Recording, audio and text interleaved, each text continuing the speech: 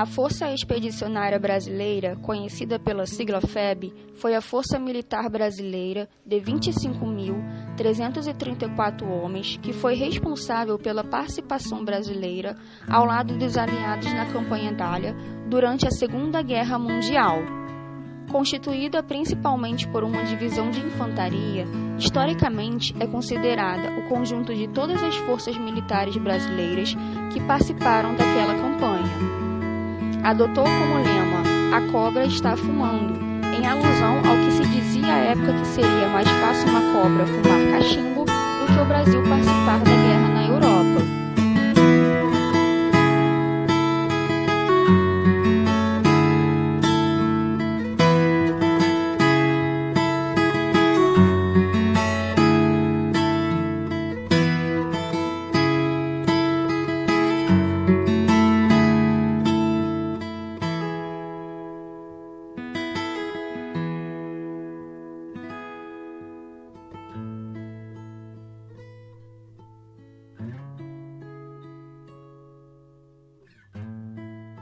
Em 1939, com o início da Segunda Guerra Mundial, o Brasil manteve-se neutro, numa continuação da política do presidente Getúlio Vargas, de não se definir por nenhuma das grandes potências, somente tentando se aproveitar das vantagens oferecidas por elas. Tal pragmatismo foi interrompido no início de 1942, quando os Estados Unidos convenceram o governo brasileiro a ceder a ilha de Fernando de Noronha e a costa nordestina brasileira para o recebimento das suas bases militares. Os Estados Unidos tinham planos de invadir o Nordeste, caso o governo Vargas insistisse em manter o Brasil neutro.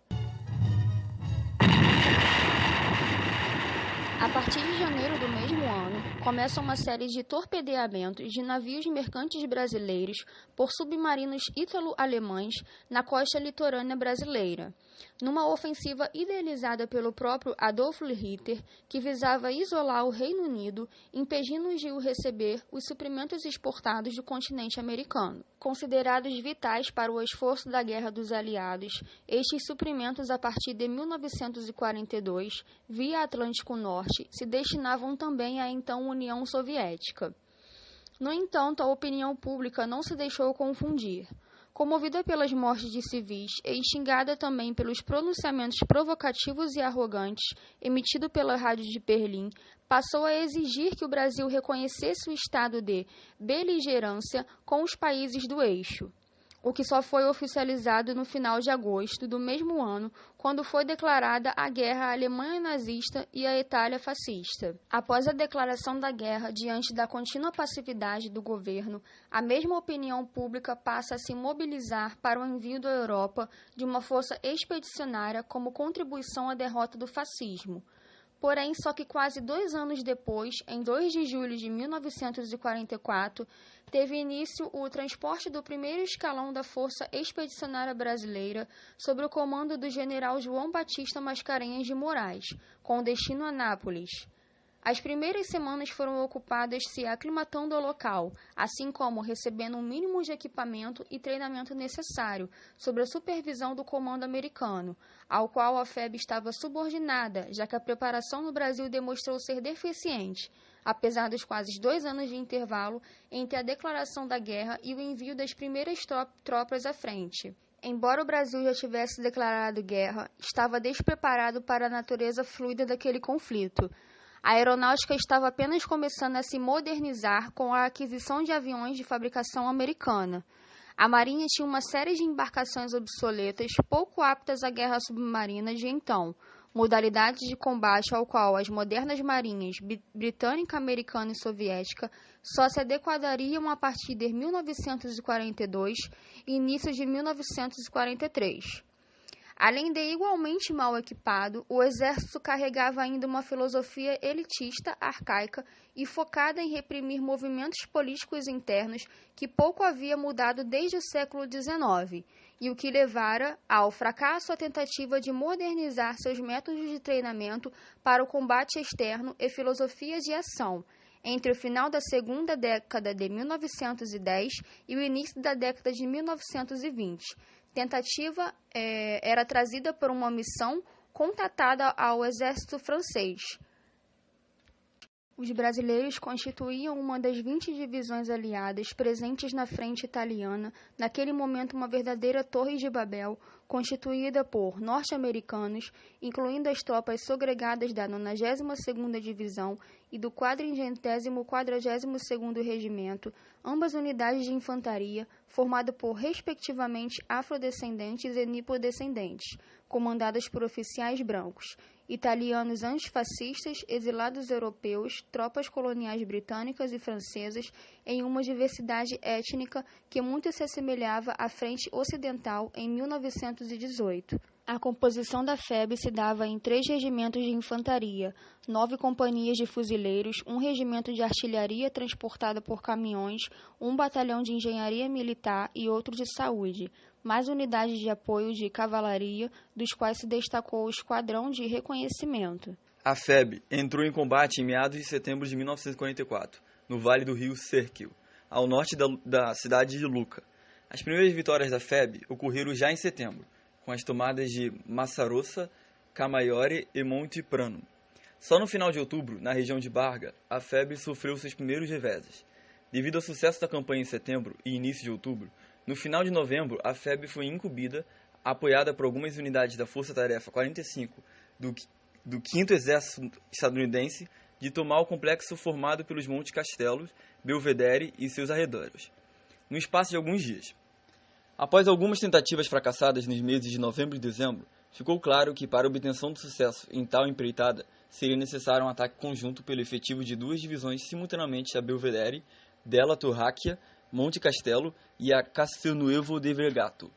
o que mesmo assim alertava o comando brasileiro. Não poderia ser levado a cabo em menos de uma semana. Durante o rigoroso inverno entre 1944 e 1945, nos Alpeninos, a FEB enfrentou temperaturas de até 20 graus negativos, não contando a sensação térmica. Muita neve, umidade e contínuos ataques de caráter exploratório por parte do inimigo, que através de pequenas escaramuças procurava tanto minar a resistência física quanto a psicológica das tropas brasileiras, não acostumadas às baixas temperaturas. Condições climáticas e reações físicas se somavam aos mais de 3 meses de campanha ininterrupta, sem pausa para a recuperação. Testou-se ainda possíveis pontos fracos no setor ocupados pelos brasileiros para uma contraofensiva no inverno. Entretanto, neste aspecto, a atitude involuntariamente agressiva das 2 tentativas de tomar Monte Castelo no final de 1944, somada à atitude voluntária de responder às excursões exploratórias do inimigo no território ocupado pela FEB,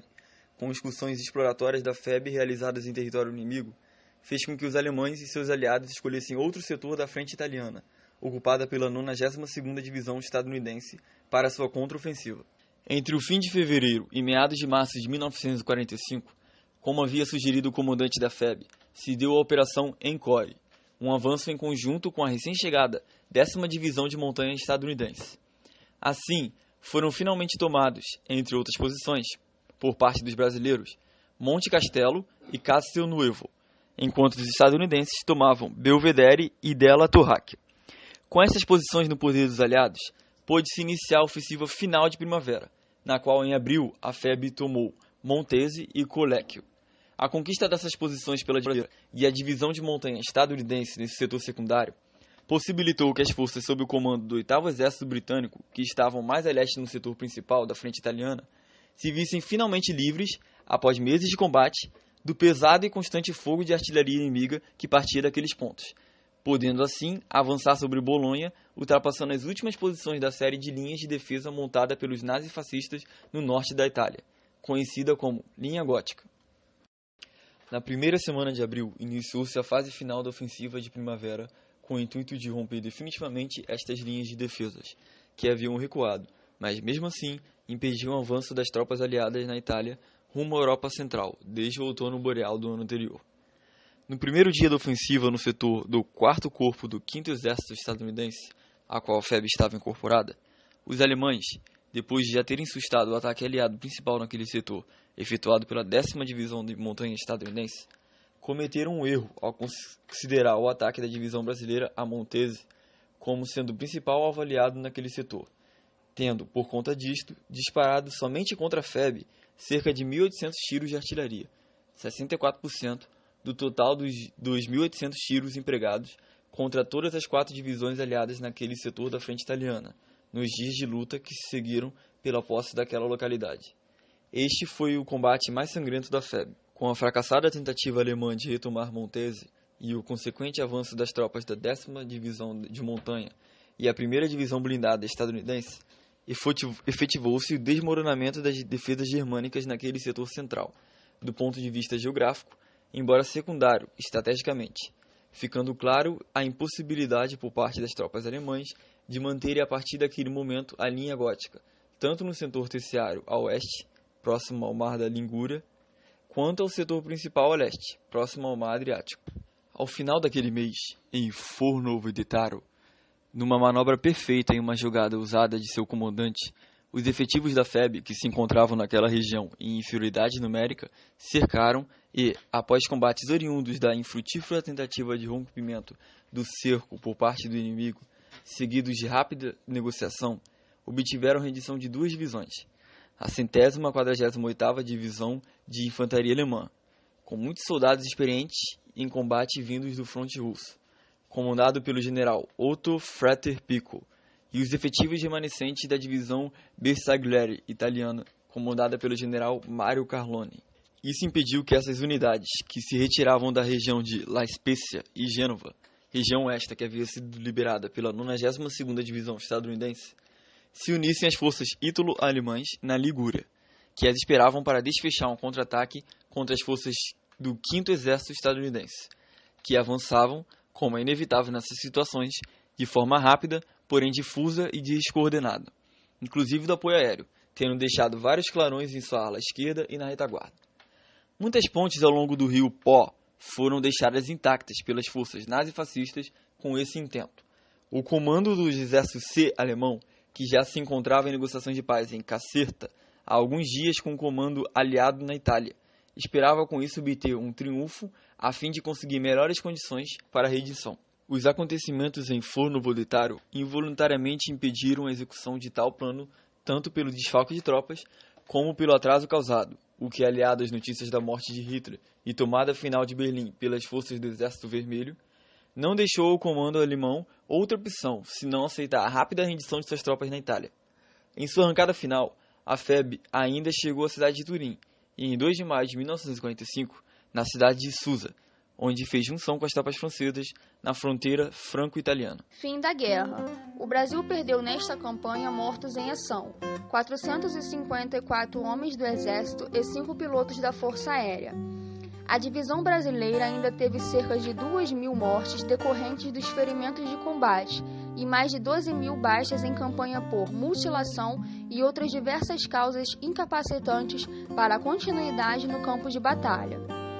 Tendo somadas as substituições, turnos e rodízios de cerca de 25.000 homens enviados, mais de 22.000 participando das ações, o que, incluso mortos e incapacitados, deu uma média de 1,7 homens usado para cada posto de combate, um grau de aproveitamento apreciável, se comparando a outras divisões que estiveram ao mesmo tempo em campanha em condições semelhantes. Ao final da campanha, a FEB havia aprisionado mais de 20.000 soldados inimigos, 14.779 só em Fornovo-Detaro, 80 canhões, 1.500 viaturas e 4.000 cavalos. Segundo o historiador norte-americano Frank McKen, o Brasil foi convidado a entregar a força de ocupação na Áustria. Em 6 de junho de 1945, o Ministério da Guerra do Brasil ordenou que as primeiras unidades da FEB, ainda na Itália, se subordinassem ao comandante da primeira região militar, sediada na cidade do Rio de Janeiro, o que, em última análise, significava a dissolução do contingente. Mesmo com a sua desmobilização relâmpago, o regresso da FEB após o final da guerra contra o fascismo precipitou a queda de Getúlio Vargas e o fim do Estado Novo no Brasil. Em 1960, as cinzas dos brasileiros mortos na campanha da Itália foram transladadas do cemitério de Pistoia para o Brasil e hoje jazem no Monumento aos Mortos, que foi erguido no Aterro do Flamengo, zona sul da cidade do Rio de Janeiro, em homenagem a lembranças ao sacrifício dos mesmos.